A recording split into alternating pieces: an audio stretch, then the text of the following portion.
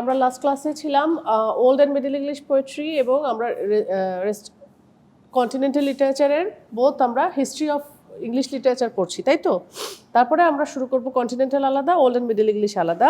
আমরা লাস্ট ছিলাম restoration period পর্যন্ত, যেখানে দেখেছিলাম যে চার্লস টু ক্ষমতায় আসলো, তারপরে একটা ব্লাডলেস রেভলিউশন হলো 1688 সালে। দেন আমরা এই নিও ক্লাসিক্যাল এজের 3টা ভাগ ছিল, রেস্টোরেশন পিরিয়ডের মধ্যে পড়িয়ে ফেলেছি।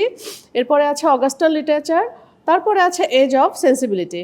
So let's talk about Augustan literature. Augustan age was a Roman empire age. Roman empire যুগের এজের মতো ছিল। কিং অগাস্টাস, রাজার নাম ছিল রাজা অগাস্টাস, সো তার নামে Augustan age. Was the empire of the time. আচ্ছা, অগাস্টাস কিন্তু ইংল্যান্ডের না, রোমান রাজা ছিলেন, তার নামে এই যুগের নামকরণ। Some of the most famous Augustan writers are Virgil, Horace etcetera. Virgil, Homer, তারপরে হোরেস, না হোমার আরও আগের, ভার্জিল আর হোরেস এনারা বিখ্যাত রাইটার ছিলেন এই অগাস্টান এজের। Major poets of that age are Pope and Dryden. আচ্ছা সরি, রাজা অগাস্টাসের নামে নামকরণ করা হয়েছে। সেই সময়ে ভার্জিল হোরেসের বিখ্যাত রাইটার ছিলেন, সাহিত্যিক ছিলেন। বাট অগাস্টান এজের যে লিটারেচার আসলো, সেই লিটারেচারের উল্লেখযোগ্য নামগুলো কি কি ছিল? পোপ আর ড্রাইডেন, জন ড্রাইডেন আর Alexander Pope. And on the other hand Jonathan Swift was famous for his prose works. আচ্ছা, ড্রাইডেন, পোপ এরা ছিল পোয়েট্রির দিক থেকে ফেমাস, আর জোনাথন সুইফট ছিলেন তার প্রোজ রীতির জন্য, গদ্য রীতির জন্য ফেমাস ছিলেন। আর এই এজকে অলসো আর একটা নাম আছে ক্লাসিক্যাল এজ। কেন? The first half of the 18th century was marked by the preparation of industrial revolution. আচ্ছা, 18th century প্রথম হাফ ছিল ইন্ডাস্ট্রিয়াল রেভলিউশন, সেখানে শিল্প বিপ্লব ঘটে, বিভিন্ন ধরনের মিল, কারখানা, ফ্যাক্টরি এগুলোর প্রচলন ঘটে, এগুলো ডেভেলপমেন্ট হয়, প্রোডাকশন হাউসের। The main social classes were merchants, land owners and manufacturer. So যেহেতু একটা শিল্প বিপ্লব হলো, সেখানকার মেজর ক্লাস কারা থাকবে? মার্চেন্ট বা বণিক সমিতি থাকবে, ইন্ডাস্ট্রিয়ালিস্ট শিল্পপতিরা থাকবেন, এবং ম্যানুফ্যাকচারার যারা কোনো কিছু প্রোডাকশন করে, এই সমস্ত লোকেরা সেই সময়কার উল্লেখযোগ্য সোশ্যাল ক্লাস ছিল। The condition of women was not satisfactory. মহিলাদের অবস্থান তখন পর্যন্ত 1620, 40, 80, তখনও 1660, তখনও মহিলাদের অবস্থান ভালো ছিল না। Sexual harassment, abduction of women, forced marriage took place in that period. তাহলে যৌন নির্যাতন থেকে শুরু করে, অপহরণ থেকে শুরু করে, বিয়েতে বাধ্য করা, এই সমস্ত অপরাধ হরহামেশা চলতো। Politicians were corrupt too. অবশ্যই যেখানে সমাজে এরকম অবস্থা, সো রাজনৈতিক ব্যক্তিরাও করাপ্টেড ছিলেন। This is the age of material greed. এই সময় মানুষ, বলা হয়ে থাকে যে কোনো কিছুর এরকম প্রসপারিটি, আসলে এগ্রিকালচারেরই আসলে এরকম ছিল, একদিক দিয়ে ভালো ছিল। ইন্ডাস্ট্রিয়াল রেভলিউশনে মানুষ টাকা বা ক্ষমতা পেয়ে যে মানুষ ম্যাটেরিয়ালিস্টিক ওয়েতে, হেডোনিস্টিক ওয়েতে চিন্তাভাবনা শুরু করলো যে আমার টাকা পয়সাই সব, ভোগবাদী সব, আমার কিছু চাই না। John Dryden lived between the restoration and the Augustan age. আমরা রেস্টোরেশন এজ দিয়ে শুরু করেছিলাম, ওই রেস্টোরেশন আর অগাস্টান এজের মাঝামাঝি দুইটা সময় মিলেই জন ড্রাইডেন তার সময়কাল। হি রোড ভেরিয়াস কমেডিজ, বিভিন্ন ধরনের কমেডি বা হাস্যরসাত্মক লেখাও লিখেছেন। But the attribute for which he was highly admired was his verse satires. গদ্য রীতিতে লেখা কিছু ব্যঙ্গাত্মক লেখনী, এগুলোর জন্য উনি বেশি জনপ্রিয় ছিলেন, যদিও উনি কমিক লেখা লিখেছেন।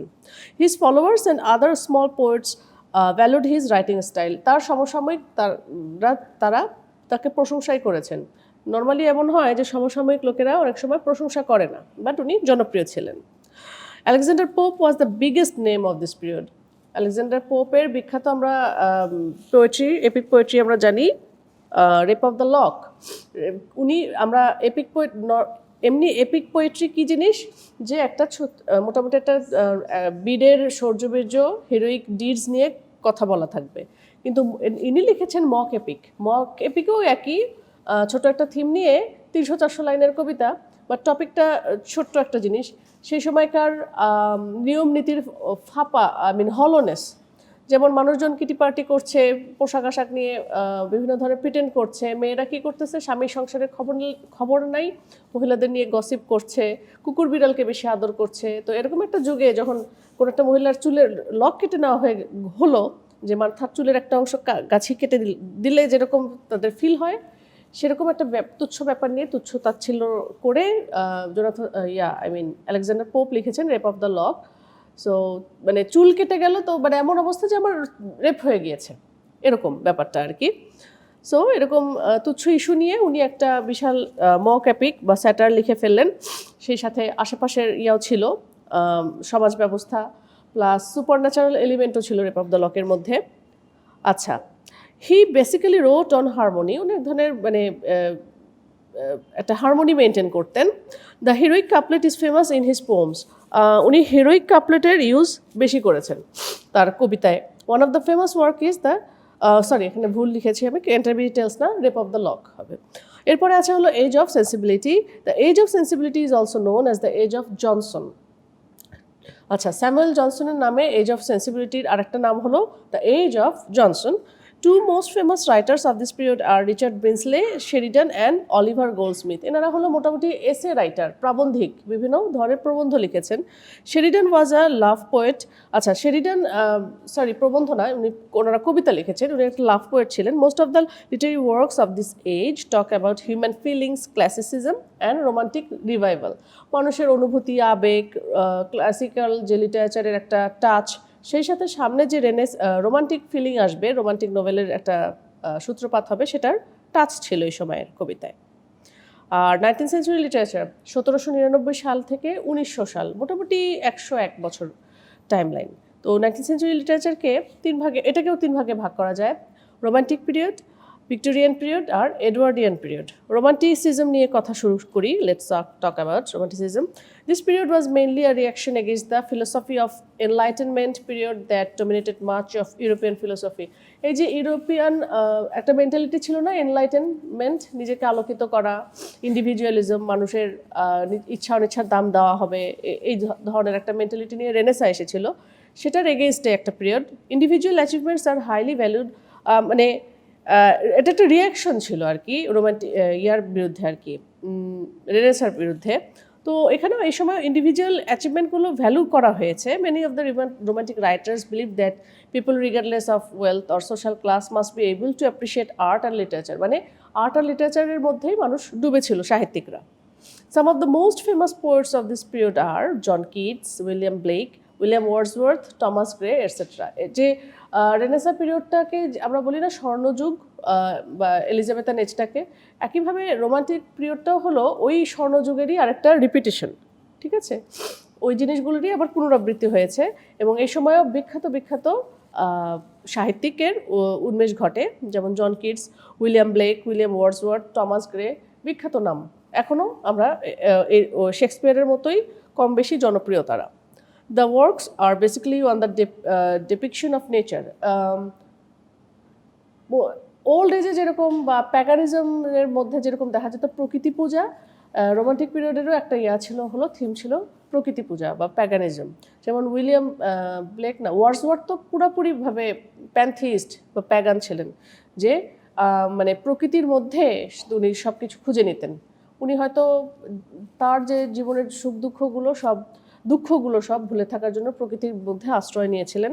ওনার কবিতার মধ্যে, সাহিত্যের মধ্যে এগুলোই পাওয়া যায়। টিনটার্ন অ্যাবি, তারপরে ড্যাফোডিলস, এই ধরনের কবিতাগুলো মোটামুটি কম বেশি এগুলো বোঝা যায়, তার কবিতা পড়লেই বোঝা যায়। আরেকটা ছিল বিখ্যাত কবিতা মাইকেল। আচ্ছা, they used personification frequently in the poems. পার্সনিফিকেশনের খুব প্রচলন দেখা যায় সেই সময় কবিতার মধ্যে। পার্সনিফিকেশন কীরকম? কোনো একটা জিনিস যেটার জীবন নাই সেটাকে মানুষের মতো জীবন দেওয়া। যেমন একটা কবিতা আছে, ডেথ বি নট প্রাউড, মৃত্যু তুমি গর্বিত হও না। সো মৃত্যু কি কোনো কিছু আছে, জান আছে বা কিছু আছে? সো ডেথকে প্রাউড হতে নিষেধ করছে, গর্ব করতে নিষেধ করছে। সো এই জিনিসটা কি তাহলে? পার্সনিফিকেশন, বা কোনো অ্যাবস্ট্র্যাক্ট জিনিস, যে জিনিসের কোনো কি নাই, অস্তিত্ব নাই বা হিউম্যান কোয়ালিটি নাই, তাকে হিউম্যান কোয়ালিটি দান করা আর কি, এটাই হলো personification. The poets basically try to bring out their inner feelings. আসলে এই প্রকৃতির মাধ্যমে হোক বা যেভাবে হোক, ওনারা ওনাদের মনের যে ফিলিংগুলো, এগুলো প্রকাশ করার চেষ্টা করেছেন। আচ্ছা, এটা গেল হলো রোমান্টিসিজম। রোমান্টিসিজমের পরে আসলো হলো ভিক্টোরিয়ান এজ। এই ভিক্টোরিয়ান এরা ছিল one of the most important eras in the history of literature. এটাও একটা উল্লেখযোগ্য একটা সময় ছিল ইংরেজি সাহিত্যের, ভিক্টোরিয়ান এরাটা। বিকজ এই সময় একটা কি হয়, বিজ্ঞানের সাথে ধর্মের একটা ক্ল্যাশ বা দ্বন্দ্ব চলে আসে। কোনটা আগে, ডিম আগে না মুরগি আগের মতো সে সময় বিজ্ঞান এবং ধর্মের একটা ক্ল্যাশ চলে আসে। বিকজ সেই সময় ডারউইনের উদ্ভব হয় এবং ডারউইন এমন কিছু থিওরি প্রকাশ করেন যেগুলো ছিল কন্ট্রোভার্সিয়াল। আরেকজন ছিলেন হলো সিগমুন্ড ফ্রয়েড। সো এনাদের এইগুলোর চাপে এখন বিজ্ঞান আগে না ধর্ম আগে, এ নিয়ে একটা ক্ল্যাশ দেখা যায় এই ভিক্টোরিয়ান এজে। এবং সমাজে নানা ধরনের পাপ পঙ্কিলতা তো ছিলই, সেটা তো আছে। কুইন ভিক্টোরিয়ার নামে এই এজ নামকরণ করা হয়েছে। 18 বছর বয়সে ইংল্যান্ডে ক্ষমতায় আরোহণ করেন কুইন ভিক্টোরিয়া, কিন্তু কুইন এলিজাবেথ ওয়ান না। এবং 64 বছর বয়স পর্যন্ত ক্ষমতায় ছিলেন, মৃত্যুর সময় কাল পর্যন্ত। It is one of the longest reigns in the history of England. ইংল্যান্ডের মধ্যে বলতে গেলে সবচেয়ে লম্বা সময় তার রাজত্ব। Many important social and historical changes alter the structure of the nation. এই সময় বিভিন্ন ধরনের রাজনৈতিক এবং সামাজিক এবং ঐতিহাসিক কিছু, ইতিহাস ভিত্তিক কিছু চেঞ্জ আসছিল, যেগুলো এই সময়ের নেশনকে অনেকভাবে চেঞ্জ করে ফেলে। The population of the country almost doubled. এই সময়ে যে পপুলেশন ছিল এই ইন্ডাস্ট্রিয়াল রেভলিউশনের চাপে প্লাস ভিক্টোরিয়ান এজে এসে ডবল হয়ে যায় সে সময় ইংল্যান্ডের population. The British Empire expanded exponentially, আরও বড়োভাবে ভাস্টলি এক্সপ্যান্ড হতে থাকে ব্রিটিশ এম্পায়ার। যে জিনিসটা ব্রিটিশ ইস্ট ইন্ডিয়া কোম্পানি রানী এলিজাবেথ শুরু করেছিলেন সেটার আরও ফুলে ফুপে ওঠে। Technology and industrial progress helped Britain to be one of the most dominant countries in the world. America তখন ইংল্যান্ড একটা রাজ করার একটা অবস্থায় চলে আসে। টেকনোলজিক্যালি ডমিনেট করার চেষ্টা করে, ইকোনমিক্যালি ডমিনেট করার চেষ্টা করেছে। Victorian age was a time of great prosperity in the history of English literature. শুধু এইসবই না, লিটারেচারেও অবদান আছে এই পিরিয়ডের। This period made a lot of changes amongst people. অনেক ধরনের পরিবর্তন আসে মানুষের মধ্যে। Lower class became more self conscious, but on the other hand the middle class people got more power. Lower class people মানে কনসাস হতে থাকে এবং মিডল ক্লাস পিপল আরও ক্ষমতার অধিকারী হতে থাকে। Rich became vulnerable in the society. রিচরাই বরং একটু টলমলে অবস্থায় চলে যায়। Just like the Elizabethan England, the Victorian England saw a great expansion of prosperity, prestige and culture. মানে ডেভেলপমেন্ট, সমৃদ্ধির দিক দিয়ে, প্রেস্টিজের দিক দিয়ে, সম্মানের দিক দিয়ে এবং সংস্কৃতির দিক দিয়ে এলিজাবেথান এজের মতোই আগিয়ে গিয়েছে Victorian age. Some of the most trending topics of the time are the democracy, feminism, unionization of workers, Marxism, socialism etcetera. এই সময়কার উল্লেখযোগ্য টপিক যেগুলো কী গণতন্ত্র বা ডেমোক্রেসি, নারীবাদ, ফেমিনিজম। তাহলে আস্তে আস্তে তার আগ পর্যন্ত ফেমিনিজমের উদ্ভব হয়নি, আস্তে আস্তে এই সময়ে এগুলো ডেভেলপ করতে থাকে। ইউনিয়নাইজেশন অফ দ্য ওয়ার্কার্স, শ্রমিক লীগের যে উত্থানটা, এখন কিন্তু যে কোনো জায়গায় আমরা চাকরি করছি, প্রাইভেট ইয়াগুলোতে বা সরকারি জবগুলোতে একটা একটা লীগ থাকে, শ্রমিকদের একটা দল থাকে, সেটাই হলো ইউনিয়ন ওয়ার্কারদের যে লীগটা এই সময় আস্তে আস্তে গড়ে ওঠে। মার্কসিজম হলো কার্ল মার্কসের একটা বিখ্যাত হোক বা যেটা হোক একটা মতবাদ। এই মার্কসিজমের মতবাদ অনুযায়ী সমাজে কোনো ক্লাস ডিসক্রিমিনেশন থাকবে না, সবাই একই ক্লাসের মধ্যে থাকবে, কেউ বড়লোক কেউ গরিব এটা হবে না। এবং সোশ্যালিজম এটসেট্রা, সমাজের ব্যাপারটা তো ছিলই। Due to industrial revolution the country saw progress and growth, but along with that poverty and exploitation was also part of it. হয়তো কান্ট্রিতে প্রোগ্রেস এবং গ্রোথ এসেছিল, বাট সেই সাথে পভার্টি, দারিদ্র্য এবং শিশু শ্রম বা লেবারগুলো বা মহিলাদের শ্রম, এই এক্সপ্লয়েটেশনের এই ব্যাপারটা এগুলো চলে আসে। The poor were hired for industrial labour at a very low rate. গরিবদেরকে খুবই কম রেটে ইন্ডাস্ট্রিয়াল লেবারের জন্য ভাড়া করা হতো, বিশেষ করে শিশু এবং নারীদের। যেটা আমরা দেখি the chimney sweeper, the songs of innocence and experience, William ব্লেকের বিখ্যাত এই উল্লেখযোগ্য এই কবিতা, ওগুলো কবিতা সুন্দরভাবে দেখানো হয় যে চিমনিগুলোর মধ্যে ছোট ছোট বাচ্চাগুলো কাদা কালি মেখে কীরকম করে লেবারে খাটছে আর কি। সেই জিনিসগুলো সাহিত্যিকরা তাদের লেখায় দেখানোর চেষ্টা করেছেন। এই সময় Victorian period was a time of contradiction, বৈপরীত্য, often referred to as the Victorian compromise. Victorian compromise বা কি বলে বিবেচনা, কম্প্রোমাইজ করা একটা। তো দেয়ার ওয়াজ, কেন এটাকে বলা হচ্ছে ভিক্টোরিয়ান কম্প্রোমাইজের যুগ? There were differences between science and religion, যেটা প্রথমেই বলেছিলাম, ধর্ম এবং বিজ্ঞানের মধ্যে ডিফারেন্স ছিল। Various conflicts arose due to this differences, বিভিন্ন ধরনের কনফ্লিক্ট লেগে যায় এ সময়ে। Secondly, the gap between the rich and the poor widened drastically, ধনী গরিবের ব্যবধানটাও বিশালভাবে বেড়ে যায়, আর ধর্ম আর বিজ্ঞানের মধ্যে একটা কনফ্লিক্ট এসে যায়। The poor starting becoming poorer and the rich started becoming more richer, গরিবরা আরও গরিব হতে থাকে, ধনীরা আরও ধনী। The wealthy or the rich people hire the labours at a very cheap rate, এই যে মানে শ্রম মানুষের অনেক সস্তা হয়ে যায়। আচ্ছা, ভিক্টোরিয়ান এজের কন্টিনিউশন লিটারেচারের দিক দিয়ে দেখবো আমরা। The Victorian novels depicted almost every perspective of 19th century Victorian life, নোভেলের মাধ্যমে, ভিক্টোরিয়ান নোভেলের মাধ্যমে 19th সেঞ্চুরির সব ধরনের পার্সপেক্টিভের সাথে আমরা পরিচিত হই। For example, 19th century English novels গত সেমিস্টারে আমরা পড়িয়েছিলাম একটা ব্যাচকে, তাদেরকে আমরা দেখিয়েছি যে সে সময়ে সমাজের অবস্থাগুলো কী ছিল, সমাজের সব ধরনের প্রবলেম। সঞ্জিদারা পেয়েছিলেন 19th সেঞ্চুরি ইংলিশ নোভেল? হ্যাঁ, ওখানে আমরা দেখেছিলাম যে কীরকম ইয়া ছিল, সব ধরনের। আমরা তো অলরেডি জানি টেসাফা ডারবারভিল কী ধরনের অবস্থায় ছিল নারীরা, কীভাবে ট্রিট করা হতো, সমাজের অন্যান্য পাপাচারগুলো, সমাজের শাসন ব্যবস্থাও খারাপ ছিল। যে একটা টেক্সট আমরা সম্পর্কে বলেছিলাম যে হাজব্যান্ডরা দ্বিতীয় বিয়ে করতে পারবে না বা তালাক দিতে পারবে না, এই ধরনের কিছু ইয়া ছিল। মেয়েরা তালাক দিতে পারবে না, মেয়েদের অবস্থা খুব খারাপ ছিল। তো এই ধরনের কিছু নোভেল ছিল। Though poetry and prose were questionably brilliant, কবিতা এবং গদ্য দুইটা রীতি খুবই জনপ্রিয় ছিল। It was the novel that conclusively prove to be Victorians special literary success, সাহিত্যের দিক দিয়ে সবচেয়ে সাকসেসফুল ছিল ইংলিশ নোভেলস 19th সেঞ্চুরি বা ভিক্টোরিয়ান এজে। চার্লস ডিকেন্স, তার great expectations and David Copperfield are some of the most prominent authors. Charles Dickens and David Copperfield হবে। ডিকেন্সের রাইট আপ হলো গ্রেট এক্সপেকটেশন। আচ্ছা, চার্লস ডিকেন্স এটা WM Thackeray হবে, আর গ্রেট এক্সপেকটেশন আর ডেভিড কপারফিল্ড চার্লস ডিকেন্সের উল্লেখযোগ্য নোবেল।